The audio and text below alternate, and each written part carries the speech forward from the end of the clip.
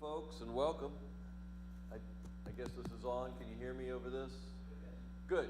Okay, it's probably just up here that's fine. Don't worry about it, Ed. Okay, so thank you for being here tonight. I know we got some bad weather moving in, but we'll be home before that happens. And if you're checking us out online, appreciate that too. Actually, it's real loud up here now, Ed, if we can turn me down just a bit. We are in 1 Samuel chapter 4 before our Christmas break. We got through the first 3 chapters, so we're going to pick up with chapter 4. Chapter 4 through 7 deal with the capture and the return of the Ark of the Covenant. And remember, it contained the tablets of the 10 Commandments. It contained Aaron's staff. Remember, it had bloomed, and they preserved it and kept it, and it contained some manna from their time in the wilderness. And it would be carried by the priests before the army of the Israelites usually. And when they crossed the Jordan and it was at flood stage, remember the priests walked out into the Jordan carrying the ark and the water stopped. They also carried the Ark of the Covenant before the army as they circled Jericho for a number of days. But that tradition, especially as they spread across the land and started settling different areas with the different tribes, really wasn't partaken of very much anymore. But let's read verse 1. Now the Israelites went out to fight against the Philistines. The Israelites camped at Ebenezer and the Philistines at Aphek. The Philistines deployed their forces to meet Israel as the battle spread. Israel was defeated by the Philistines, who killed about 4,000 of them on the battlefield. So the word that we translate as battlefield is simply field if you're reading the King James Version, and that's probably actually a better translation. The Hebrew word indicates that this battle was in the open. The Philistines, who had advanced technology, meaning they had chariots, they would have been able to easily defeat a foot army with their chariots. Verse 3. When the soldiers returned to camp, the elders of Israel asked, "Why did the Lord bring defeat upon us today before the Philistines? Let us bring the ark of the Lord's covenant from Shiloh so that it may go with us and save us from the hand of our enemies." All right, so at this point in their development, in their history, they're pretty superstitious. And the ark, while the ark should have in their mindset represented the presence of Christ, it's really more of superstition to them, sadly. Because we know that we can have the presence of the Lord simply through prayer. We don't need to carry a relic or anything to have the presence of the Lord. But at that point in time, they were a very superstitious people. And they wonder why they were defeated, and they figure out, well, let's carry the ark in front of us and see what happens. Because if we carry the ark in front of us, we are unbeatable. So, verse 4, the people sent men to Shiloh, and they brought back the ark of the covenant of the Lord Almighty, who is enthroned between the cherubim. And Eli's 2 sons, Hophni and Phinehas, were there with the ark of the covenant of God. Now, if you've been with us since the beginning of 1 Samuel, guess what? Hophni and Phinehas are Eli's son, and what have we learned about them?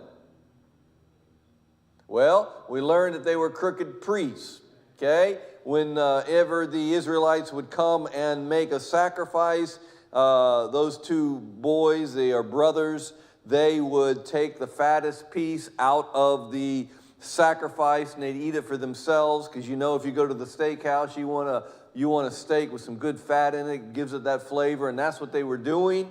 And it was a horrible thing, because then the people weren't making proper sacrifices to God. So Hophni and Phinehas are Eli's sons. Eli knows, he's the high priest, he knows that they're not good, but he doesn't do anything about it. So they're there, so nothing good can come of it. Verse 5. When the ark of the Lord's covenant came into the camp, all Israel raised such a great shout that the ground shook. Hearing the uproar, the Philistine says, "What is all this shouting in the Hebrew camp?" When they learned that the ark of the Lord had come into the camp, the Philistines were afraid. "A god has come into the camp," they said. "We're in trouble." Nothing like this has happened before. Woe to us! Who will deliver us from the hand of these mighty gods? They are the gods who struck the Egyptians with all kinds of plagues in the desert. Be strong, Philistines. Be men, or you will be subject to the Hebrews, if they have been to you. Be men and fight. Okay, so the Philistines know about Yahweh. They knew that Yahweh was powerful. They knew that Yahweh had done some mighty things. They knew it, but they didn't worship Yahweh. They didn't submit to Yahweh. They didn't follow Yahweh. And likewise, there are people today, and maybe people who identify as Christian, who know about Jesus, know there have been some mighty things done by Jesus, and mighty things done through the name of Jesus, but they don't submit to him and they don't worship him. All right, back to this story. Now, the Philistines knew about God. They didn't worship. But the Israelites were trying to manipulate God. They believed that as long as they carried these relics, that they would be safe.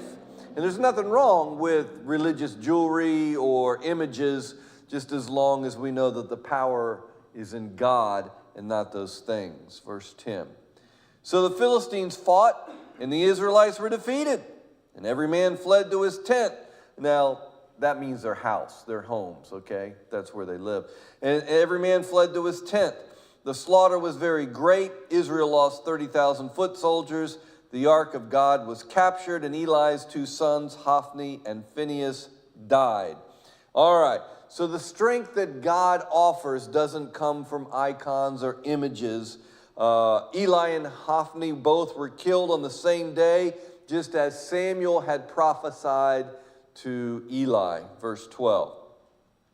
That same day, a Benjamite. Now, we've had some dealings with the Benjamites. Remember, they were the smallest tribe. A lot of them were corrupt. So we have a Benjamite here. That same day, a Benjamite ran from the battle line and went to Shiloh, his clothes torn and dust on his head. When he arrived, there was Eli sitting on his chair by the side of the road, watching, because his heart feared for the ark of God.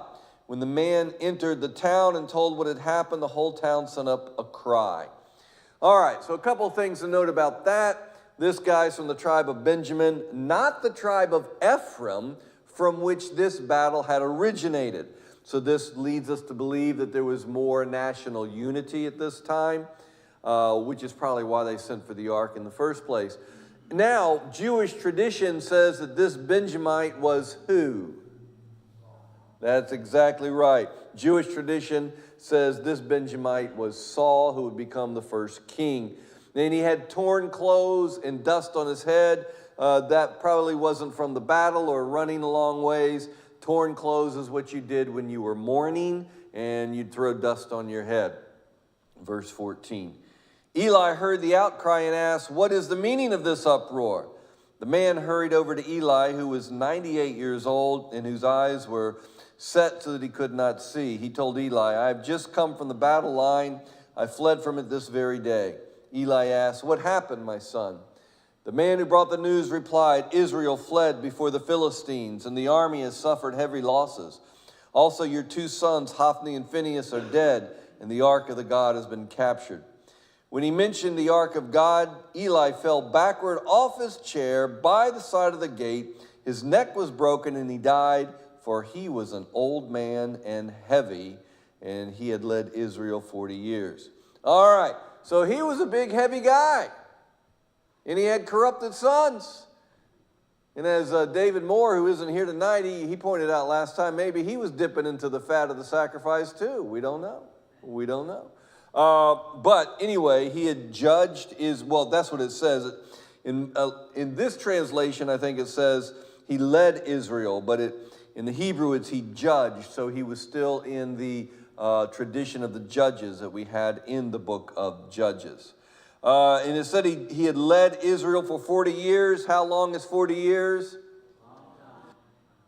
That's right. If you're just beginning Bible study with me, 40 is just a number. It's just, it's raining cats and dogs. Well, it never really rains cat and dogs. We just say that. Well, 40 was just a Jewish number. It could have been 38. It could have been 42. It was a long time. Well, tragedy is still going to befall this family. We go to verse 19. His daughter-in-law, the wife of Phinehas, was pregnant and near the time of delivery. When she heard the news that the ark of God had been captured and that her father-in-law and her husband were dead, she went into labor and gave birth, but was overcome by her labor pains. As she was dying, the woman attending her said, "Don't despair, you have given birth to a son." But she did not respond or pay attention. She named the boy Ichabod, saying, "The glory of the Lord has departed from Israel, because of the capture of the ark of God and the deaths of her father-in-law and her husband." She said, "The glory has departed from Israel, for the ark has been captured." By the way, Ichabod means no glory. No glory. So she named her son Ichabod. All right, so chapter 5, we're going to deal with the ark among the Philistines. Let's see how it works out for them. After the Philistines had captured the ark of God, they took it from Ebenezer to Ashdod. Then they carried the ark into Dagon's temple, or Dagon's temple, and set it beside Dagon. When the people of Ashdod rose early the next day, there was Dagon, fallen on his face on the ground before the ark of the Lord. They took Dagon and put him back in his place. But the following morning when they rose, there was Dagon, fallen on his face on the ground before the ark of the Lord. His head and his hands had been broken off, and they were lying on the threshold. Only his body remained. This is why to this day neither the priest of Dagon or any others who enter Dagon's temple at Ashdod step on the threshold. Well, no doubt the Israelites took some great joy in telling those stories around the campfire. Dagon was the name of the Philistine god, and he was the god of agriculture, which is interesting because in the ancient Hebrew, Dagon was the word for grain. So Dagon was a Philistine Philistine god of agriculture. Dagon was the Hebrew word for grain. So verse 5 explains the ancient custom of jumping over the threshold, which became very common in ancient religions, and the superstition really still is around today. Verse 6. The Lord's hand was heavy upon the people of Ashdod and its vicinity. He brought devastation upon them and afflicted them with tumors. Well, the King James says he smote them with emerods, which are hemorrhoids, but that's not what the Hebrew says. These are boils, particular boils of the the bubonic plague, which appear under the armpits and the groin and the sides of the neck. Many ancient manuscripts add to verse 6, and rats appeared in their land, and death and destruction were brought throughout the city.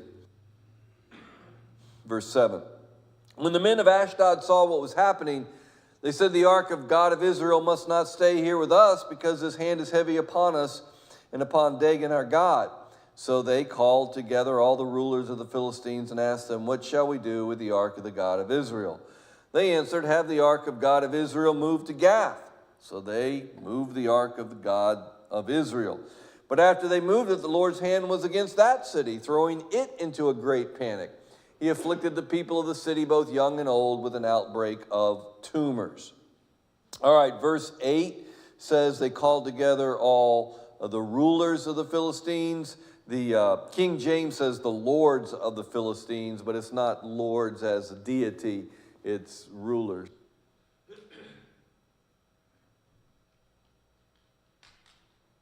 So by getting the ark out of one city and getting it into another, they simply spread the plague.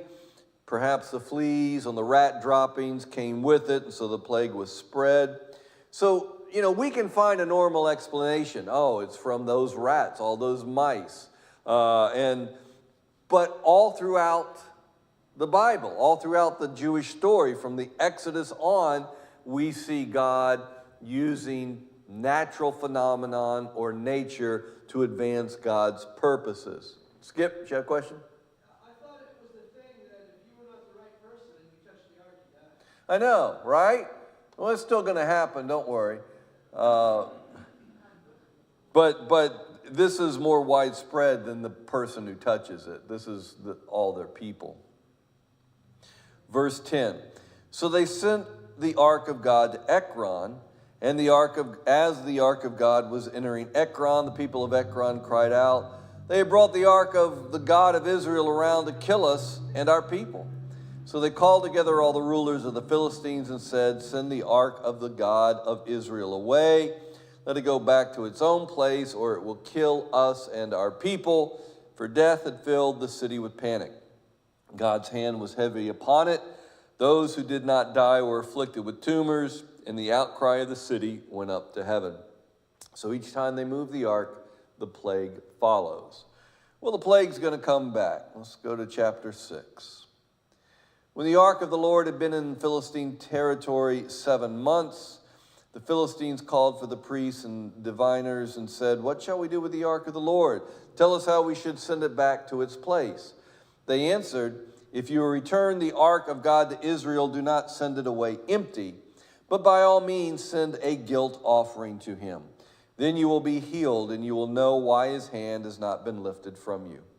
The Philistines asked, "What guilt offering should we send him?" They replied, 5 gold tumors and 5 gold rats, or mice it might say, according to the number of the Philistine rulers, because the same plague has struck both you and your rulers. All right, so what's up with the golden mice and the golden tumors? They know there's some association, obviously, between mice and the tumors. There most likely was an explosion in the rat population, and it accompanied the plague. Verse 5. Make models of the tumors and of the rats that are destroying the country, and pay honor, or it might say give glory, to Israel's God. Perhaps he will lift his hand from you and your gods and your land. Why do you harden your hearts as the Egyptians and Pharaoh did? When he treated them harshly, did they not send the Israelites out so they could go on their way? All right, so it says there, why do you harden your hearts? No, it says in verse 5 at the beginning, it says, pay honor or give glory to the God of Israel. And that was actually a praise that their God was more powerful, and that Yahweh had power over them. So it's an interesting little way they get the ark back, verse 7. Now then, get a new cart ready with 2 cows that have calved and have never been yoked. Hitch the cows to the cart, but take their calves away and pen them up. Take the ark of the Lord and put it on the cart, and in a chest beside it put the gold objects you are sending back to him as a guilt offering. Send it on its way, but keep watching it. If it goes up to its own territory towards Beth Shemesh, then the Lord has brought this great disaster on us. But if it does not, then we will know that it was not his hand that struck us, and that it happened to us by chance. All right, so what's going on here? Well, we have some cows that are young. They haven't been used in labor. The cart is new. Beth Shemesh was the closest Israelite town. The natural instinct of the cows would be to stay with their calves. If this happened, then all the sickness was just a coincidence. But if the cows were somehow driven against nature to stay with their calves and they head off towards Israel, then it would be understand that Yahweh was behind the plague. Verse 10. So they did this. They took 2 such cows and hitched them to the cart and pinned up their calves. They placed the ark of the Lord on the cart, along with a chest containing the gold rats and the models of the tumors. Then the cows went straight up towards Beth Shemesh, keeping on the road and lowing all the way. They did not return to the right or to the left. The rulers of the Philistines followed them as far as the border of Beth Shemesh. Now the people of Beth Shemesh were harvesting their wheat in the valley, and when they looked up and saw the ark, they rejoiced at the sight. The cart came to the field of Joshua of Beth Shemesh, and there it stopped beside a large rock. The people chopped up the wood of the cart and sacrificed the cows as a burnt offering to the Lord. The Levites took down the ark of the Lord. Now remember, the Levites were the priests, together with the chest containing the gold objects, and placed them on a large rock. On that day, the people of Beth Shemesh offered burnt offerings and made sacrifices to the Lord. The 5 rulers of the Philistines saw all this and then returned the same day to Ekron. So why'd they use the cows that pulled the cart for a sacrifice? Well, they had been used for a sacred purpose, so they could no longer be used for anything else. So they sacrificed them. Verse 17. These are the gold tumors the Philistines sent as a guilt offering to the Lord, one each for Ashdod, Gaza, Ashkelon, Gath, and Ekron. And that Gaza is the same Gaza, by the way, that's in the news. And these Philistines are the same folks. And the number of the gold rats was according to the number of the Philistine towns belonging to the 5 rulers, the fortified towns with their country villages. The large rock on which they set the ark of the Lord is a witness to this day in the field of Joshua at Beth Shemesh. But God struck down some of the men of Beth Shemesh, putting 70 of them to death because they looked into the ark of the Lord. There you go, Skip. The people mourned because of the heavy blow the Lord had dealt them. And the men of Beth Shemesh asked, who can stand in the presence of the Lord, this holy God? To whom will the ark go up from here? Then they sent messengers to the people of Kiriath Jearim, saying, the Philistines have returned the ark of the Lord. Come down and take it up to your place. Nobody wants the ark of the Lord, do they? So in verse 19, because they looked upon God, God slew them, God knocked them down. Whether it was immediate or if this was still the plague, we don't know. But obviously, you got to be careful around the ark, whoever you are. Well, chapters 7 through 12, and we won't get through 12 tonight, but they deal with the establishment and the institution of the monarchy. So, verse 1. So the men of Kiriath Jearim came and took up the ark of the Lord. They took it to Abinadab's house on the hill, consecrated Eleazar, his son, to guard the ark of the Lord. It was a long time, 20 years in all, that the ark remained at Kiriath Jearim. And all the people of Israel mourned and sought after the Lord. And Samuel said to the whole house of Israel, if you are returning to the Lord with all your hearts, then rid yourselves of the foreign gods and the Ashtoreths, which are like totem poles, and commit yourselves to the Lord and serve him only. And he will deliver you out of the hand of the Philistines. So the Israelites put away their Baals, their Ashtoreths, and served the Lord only. So that little passage right there, especially verse 3 and 4, sounds like what we had in the book of Judges over and over and over. You have a 20-year period or a 40-year period in which the people kind of are worshiping other gods, and so things are going bad for them. Then you have a prophet or a judge who says, hey, put away those false gods, and they do, and they start worshiping Yahweh, and things get better. So, but why did these people continue to go after false gods? Why did they continue to go after other gods? Well, I've shared it before, but it's worth repeating. The Philistines and the Canaanites and all these other people, they had lived in that land for a long, long, long time. Generations and generations. The Israelites were new, okay? The Israelites had been living over in Egypt where it was real easy to farm on the Nile Delta. And then they were nomads and they learned to live in the desert, but then they come to the rocky ground of Israel and they really don't know how to farm that. And so they're kind of at a loss, and their kids are starving, and people are dying, and they look to some of these neighbors and they say, well, how come your crops are growing? Oh, well, we worship this God over here. Oh, well, let's try that. And so they start worshiping their God, but they're still hanging out with them, and they're learning some farming techniques, and lo and behold, they start having better crops. But they're still associating it with their God. So this is what's going on, and we can make an application into our own life just from that. Maybe there are ways of the world that would bring us success, and when they do, we just kind of, oh, you know what? I'm busy making money, so I don't have time really to read my Bible as much anymore. Or we put more time and effort into the things of the world than religion. So we can follow the same path. So, of course, the problem was the values of the culture were infiltrating their faith. I'm glad that doesn't happen anymore. The values of the culture were infiltrating their faith, and that can happen with any faith group in any time. So the Israelites are going to gather for a religious festival. The Philistines think it's kind of a move for aggression. They come to attack, and Israel will defeat them. Verse 5.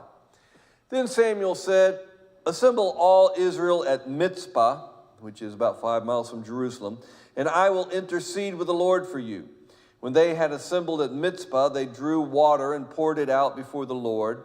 On that day they fasted, and they confessed, we have sinned against the Lord. And Samuel was leader, or is actually judge of Israel at Mizpah. So we don't know what the drawing of the water was, perhaps a purification ritual. They had, their purification rituals we would think of as baptisms, and they had them all the time. Verse 7. When the Philistines heard that Israel had assembled at Mizpah, the rulers of the Philistines came up to attack them, and when the Israelites heard of it, they were afraid because of the Philistines. They said to Samuel, do not stop crying out to the Lord our God for us, that he may rescue us from the hand of the Philistines. Then Samuel took a suckling lamb, offered up as a whole burnt offering to the Lord. He cried out to the Lord on Israel's behalf, and the Lord answered him. So this was seemingly a national assembly of the people. It wasn't everybody, but it was representatives from every tribe. And the Philistine spies saw this as a military rally. Verse 10. While Samuel was sacrificing the burnt offering, the Philistines drew near to engage Israel in battle. But that day the Lord thundered with a loud thunder against the Philistines and threw them into such a panic that they were routed before the Philistines. The men of Israel rushed out at Mizpah and pursued the Philistines, slaughtering them all the way to a point below Beth-kar. So again, we have nature. God breaking through in nature and using it for the advantage of the Israelites. Reoccurring theme in the Old Testament. But you know what? It should teach us that we shouldn't miss God's work in the ordinary events of our own lives, because that's where God's at. Verse 12. Then Samuel took a stone and set it up at Mizpah and Shin. He named it Ebenezer, saying, thus far the Lord has helped us. You know that hymn we sang not long ago, Now I Lift Mine Ebenezer? What does that mean? Yeah. See, a lot of people just sing it. They have no clue what they're singing. But an Ebenezer was a stone that sort of like a monument. It was a stone that you lift. A stone of help is literally what it means. And so it was something to remind you that the Lord helped you. It was a reminder. So when we lift our Ebenezer, it means that we're reminding ourselves of the help that God has given us. So you ought to lift some Ebenezer every now and then.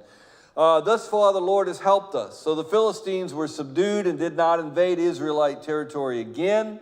Throughout Samuel's lifetime, the hand of the Lord was against the Philistines.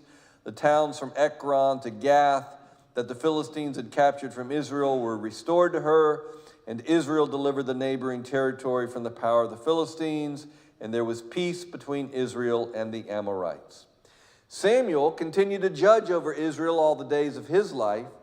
From year to year, he went on a circuit from Bethel to Gilgal to Mizpah, judging Israel in all those places. But he always went back to Ramah, where his home was, and there he also judged Israel, and he built an altar there to the Lord. So he's sort of a circuit judge, if you will. And he's really the last of the judges. We thought we were finished with Judges in the book of Judges, but Samuel essentially is the last of the judges. So he's the last of the judges because the people want a king. And that's what we have here in verse 8. When Samuel grew old, he appointed his sons as judges for Israel. The name of his firstborn was Joel. The name of his second was Abijah. And they served at Beersheba. But his sons did not walk in his ways. They turned aside after dishonest gain and accepted bribes and perverted justice. So all the elders of Israel gathered together and came to Samuel at Ramah. They said to him, you are old and your sons do not walk in your ways. Now appoint to us a king to lead us, such as all the other nations have. Yeah. So they have judges, they have tribal leaders, and that's made them different from all of the other nations in their area. But the people wanted to be like the other people. And there's a tremendous break, a tremendous shift about to happen in the Bible. It's a watershed event in the history of the Hebrew people. The institution of the monarchy meant a separation of civil and religious leadership. Not as separated as we have today, but certainly they would now have civil experts and religious experts. Whereas Samuel, as the high priest and judge, he was both. Verse 6. But when they said, "Give us a king to lead us," this displeased Samuel. So he prayed to the Lord. And the Lord told him, listen to all that the people are saying to you. It is not you they have rejected, but they have rejected me as their king, as they have done from the day I brought them up out of Egypt until this day, forsaking me and serving other gods, so they are doing to you. Now listen to them, but warn them solemnly, and let them know what the king who will reign over them will do. All right, so God's saying, hey, I want you to do what these people are requesting, not because they were right, but because God wanted to teach them a lesson. Sometimes we get what we pray for, and then we scratch our heads and say, this isn't really working out quite the way I had intended. It's those times that maybe God did indeed answer your prayer, but he's trying to teach you a lesson. Verse 10. Samuel told all the words of the Lord to the people who were asking him for a king. He said, this is what the king who will reign over you will do. He'll take your sons and make them serve with his chariots and horses, and they will run in front of his chariots.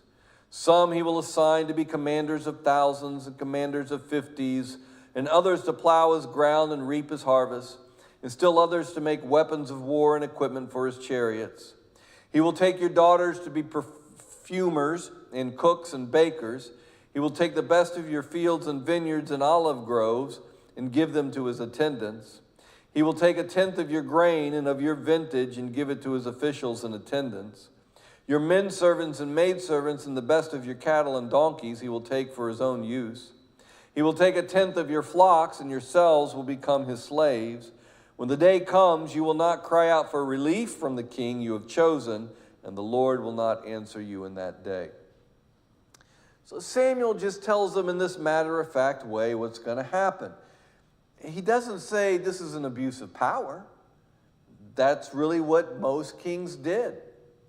There are rarely perfect solutions to problems of governance and of government, and this was far from a perfect solution.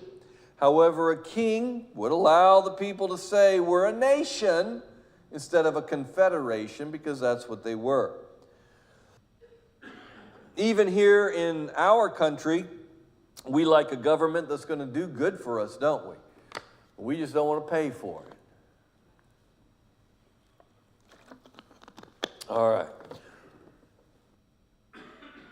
There's only one king that doesn't take. There's only one king that gives. And Jesus even said the Son of Man did not come to be served, but to serve. All right, verse 19. But the people refused to listen to Samuel. No, they said, we want a king over us. Then we will be like the other nations, with a king to lead us and to go out before us and fight our battles. When Samuel heard all that the people had said, he repeated it before the Lord. The Lord answered, listen to them and give them a king. Then Samuel said to the men of Israel, everyone go back to his town. All right, so again, keep in mind, we read about these nations. The word is actually a little different. It's more people groups, if not necessarily nations. And Israel is about the size of New Jersey. So how many nations can you fit in New Jersey? Well, a nation, a kingdom was probably the size of Bradley County. That would be a kingdom. So that would be a nation. So this is what we have here. Don't think in terms of the day like present-day Syria, present-day Egypt, present-day, these are very, very small geographic area. Chapter 9 and 10 are from a different source. And if you just studying the Bible with me, not all scholars, but The ones I follow, I guess, do. We look at sources for different parts of the Bible. And when I mean by sources, it's still Jewish literature, but you have material coming from some of the northern kingdoms. You have material coming from some of the southern kingdoms. That's the reason a lot of time when you read the Bible, you'll read one chapter and they call this mountain by this name, and you read the next chapter and they call this mountain by this name. That's the reason that Moses' father-in-law had two names. One was Jethro. What was the other one? Well, the other guy. Anyway, so he had two different names, and that's because there were different tribal stories, two different sources. All right, verse 1 of chapter 9. There was a Benjamite, a man of standing, whose name was Kish, son of Abiel, the son of Zeor, son of Bechorath, the son of Aphiah of Benjamin. He had a son named Saul, an oppressive young man, without equal among the Israelites, a head taller than any of the others. You know the story. Who's the king that follows Saul? David.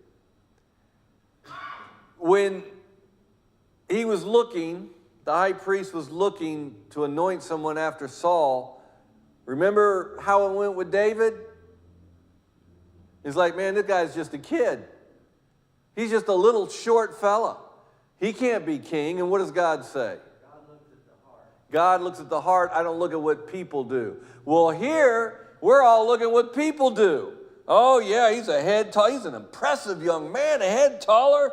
Whew. All right, so, and how's this going to work out for him? Not too good, that's right. Now the donkeys belonging to Saul's father Kish were lost, and Kish said to his son Saul, take one of the servants with you and go and look for the donkeys. So he passed through the hill country of Ephraim, through this area around Shalisha, but they didn't find them. They went on into the district of Shalim, but the donkeys were not there. Then he passed through the territory of Benjamin, but they did not find them. See, that's the reason I explained that these territories are small. These donkeys aren't traveling thousands of miles, okay? When they reached the district of Zuph, Saul said to the servant who was with him, come, let us go back, or my father will stop thinking about the donkeys and start worrying about us. But the servants replied, look, in this town there is a man of God. He is highly respected, and everything he says comes true. Let's go there. Perhaps he will tell us what way to take. So here, we just got finished reading that Samuel was this judge who made this great circuit and judged the people for 20 years, and everybody knew him. And now he's just called a man of God. That's because it's a different tribal source. Okay? Verse 7. Saul said to his servant, if we go, what can we give the man? The food in our sacks is gone. We have no gift to take the man of God. What do we have? The servant answered him, look, he said, I have a quarter of a shekel of silver. I will give it to the man of God so that he will tell us what way to take. Formerly in Israel, if a man went to inquire of God, he would say, come, let us go to the seer, because the prophet of today used to be called a seer. Good, Saul said to his servant, come, let's go. So they set out for the town where the man of God was. As they were going up the hill to the town, they met some girls coming out to draw water, and they asked him, is the seer here? He is, they answered, he's ahead of you. Hurry now. He's just come to our town today, for the people have a sacrifice at the high place. As soon as you enter town, you will find him before he goes up to the high place to eat. The people will not begin eating until he comes, because he must bless the sacrifice. Afterwards, those who are invited will eat. Go up now, you should find him about this time. So this was some sort of religious sacrificial meal. The people wouldn't eat until the high priest or the holy man or whatever he is here would be there. So it was some sort of religious feast. It was communal, sort of like our communion, but theirs was more of a meal. Verse 14. They went up to the town, and as they were entering it, there was Samuel coming down toward them on his way up to the high place. Now, the day before Saul came, the Lord had revealed this to Samuel. About this time tomorrow, I will send a young man from the land of Benjamin, anoint him leader over my people Israel. He will deliver my people from the hand of the Philistines. I have looked upon my people, for their cry has reached me. All right. 17. When Samuel caught sight of Saul, the Lord said to him, "This is the man I spoke to you about. He will govern my people." Saul approached Samuel in the gateway and asked, "Would you please tell me where the seer's house is?" "I'm the seer," Samuel replied. "Go up ahead of me to the high place, for today you are to eat with me, and in the morning I will let you go and will tell you all that is in your heart. As for the donkeys you lost 3 days ago, do not worry about them. They've been found. And to whom is all the desire of Israel turned, if not to you and your father's family?" So verse 19, Samuel says, "I'll talk to you about all that is in your heart." This implies Saul had other things on his mind besides lost donkeys. As a young man in the prime of his life, maybe he was worried about the Philistine situation. He was worried for his people.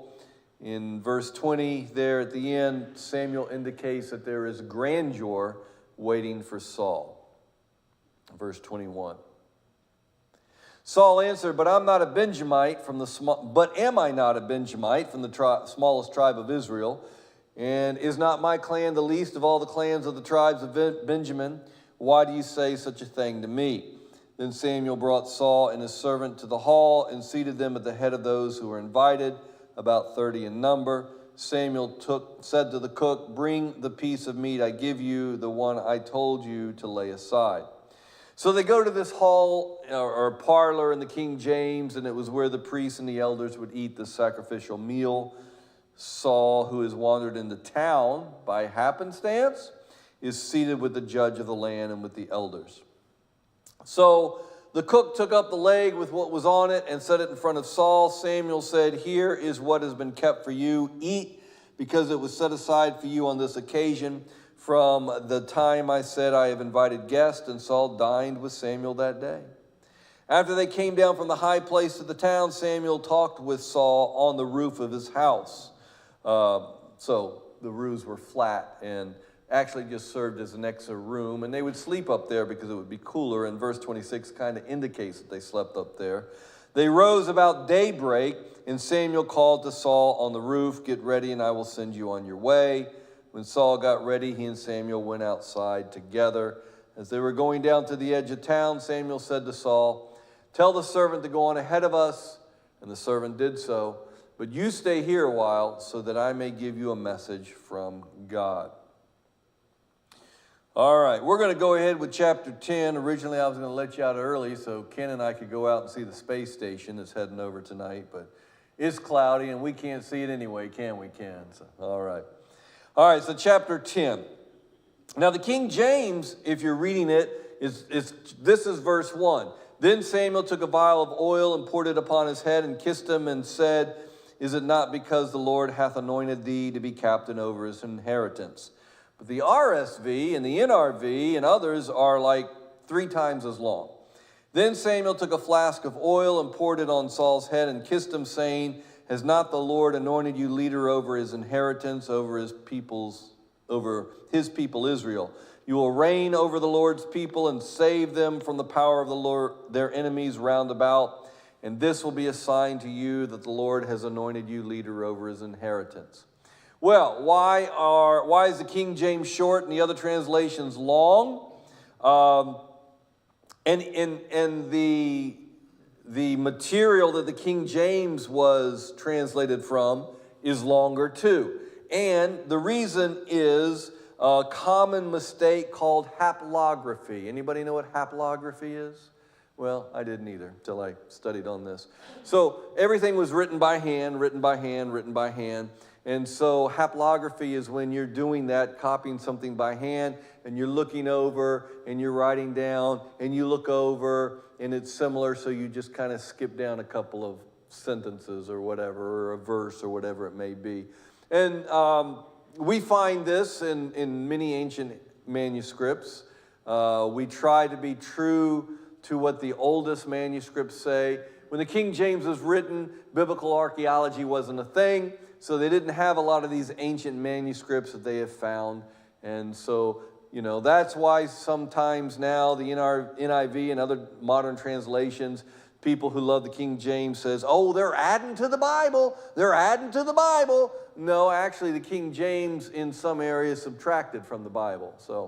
But it wasn't intentional. It was a hippie Bible when it was published. Yeah, in the early 1600s, it was a hippie Bible. It was modern English language. People were burning it. It was a disgrace. All right, verse 2. When you leave me today, you will meet two men near Rachel's tomb at Zelzah on the border of Benjamin. They will say to you, the donkeys you set out to look for have been found, and now your father has stopped thinking about them and is worried about you. He is asking, what shall I do about my son? Then you will go on from there until you reach the great tree of Tabor. 3 men going up to God at Bethel will meet you there. One will be carrying 3 young goats, another 3 loaves of bread, another a skin of wine. So he said 3 men going up to God. That meant they were going to worship. Isn't that a cool way to think of worship? We're going up to God.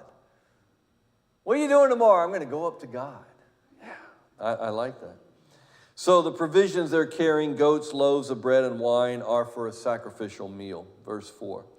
They will greet you and offer you 2 loaves of bread, which you will accept from them. After that, you will go to Gibeah of God, where there is a Philistine outpost. As you approach the town, you will meet a procession of prophets coming down from the high place with lyres, tambourines, flutes, harps, being played before them, and they will be prophesying. The Spirit of the Lord will come upon you in power, and you will prophesy with them, and you will be changed into a different person. Once these signs are fulfilled, do whatever your hand finds to do, for God is with you.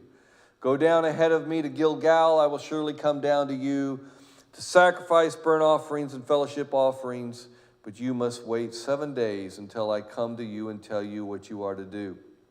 So we got a procession of prophets, a band of prophets, literally in the Hebrew. And this is the first time we've encountered this in the Old Testament. At that time in their history, prophets were not accepted. They were like outcasts. They were looked upon with suspect, but their words were listened to. Now you might say, well, how could they be outcasts and they looked upon with suspect, but they listened to their words? You ever heard of gypsies? You ever heard of gypsy fortune tellers? Okay, people would look at them with suspect, but then they would sneak over and listen to what they had to say. This is the way it was with these ancient prophets, okay? And these ancient prophets would work themselves up into these spiritual frenzies, the ecstatic states of being. They would be speaking in tongues and uttering words from the Lord. So, verse 9. As Saul turned to leave Samuel, God changed Saul's heart, and all these signs were fulfilled that day. When they arrived at Gibeah, a procession of prophets met him. The Spirit of God came upon him in power, and he joined in their prophesying. Man, see, that's not what kings did. I mean, it was just ecstatic, and he was out there just going on and going on. When all those who had formerly known him saw him prophesying with the prophets, they asked each other, what is this that has happened to the son of Kish? Is Saul also among the prophets? A man who lived there answered, and who is their father? So it became a saying, is Saul among the prophets? After Saul stopped prophesying, he went to the high place. Okay, so this is Saul a prophet was a proverbial saying, sort of like somebody was a fish out of water, meaning someone was out of their element. Saul's a prophet? That's not his element. Verse 14. Now Saul's uncle asked him and his servant, where have you been? Looking for the donkeys, he said. But when we saw that they were not to be found, we went to Samuel. So he's Samuel now, he's not the seer. Saul's uncle said, tell me what Samuel said to you. Saul replied, he assured us that the donkeys have been found, but he did not tell his uncle what Samuel had said about the kingship. Samuel summoned the people of Israel to the Lord at Mizpah and said to them, this is what the Lord, the God of Israel, says. I brought Israel up out of Egypt. I've delivered you from the power of Egypt and all the kingdoms that oppressed you. But you have now rejected your God who saves you out of all your calamities and distresses. And you have said, no, set a king over us. So now present yourselves before the Lord by your tribes and clans. When Samuel brought all the tribes of Israel near, the tribe of Benjamin was chosen. Then he brought forward the tribe of Benjamin clan by clan, and Matri's clan was chosen. Finally, Saul, son of Kish, was chosen. But when they looked for him, he was not to be found. So they inquired further of the Lord, has the man come here yet? And the Lord said, yes, he has hidden himself among the baggage. Unclear what all that's about. Some say it's showing Saul's humility. Some say he was unprepared to be thrust forward as a king. Anyway. Verse 23, they ran and brought him out, and he stood among the people, and he was a head taller than any of the others. Samuel said to all the people, do you see the man the Lord has chosen? There is no one like him among all the people. And the people shouted, long live the king. Samuel explained to the people the regulations of the kingship. He wrote them down on a scroll and deposited it before the Lord. Then Samuel dismissed the people, each to his own home. Saul also went to his home in Gibeah, accompanied by valiant men whose hearts God had touched. But some troublemakers said, how can this fellow save us? They despised him and brought him no gifts, but Saul kept silent. You know, not everybody was happy. When is everybody happy anyway? Really? Not everybody's happy with a president. Not everybody's happy with a governor. Not everybody's happy with a pastor. It's just the way we are. All right. Well, that's where we will quit tonight, and we will pick up next Sunday. Any questions about what we covered tonight? Yeah. So they had judges, Yeah. and then